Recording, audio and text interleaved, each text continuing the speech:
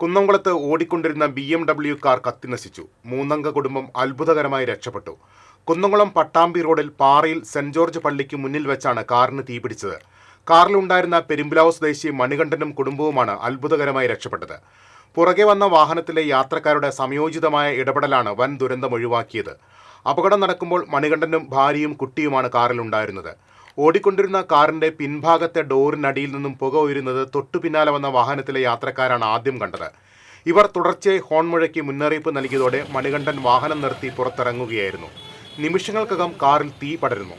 കുന്നംകുളം, ഗുരുവായൂർ എന്നിവിടങ്ങളിൽ നിന്ന് ഫയർഫോഴ്സ് എത്തിയാണ് തീ അണച്ചത്.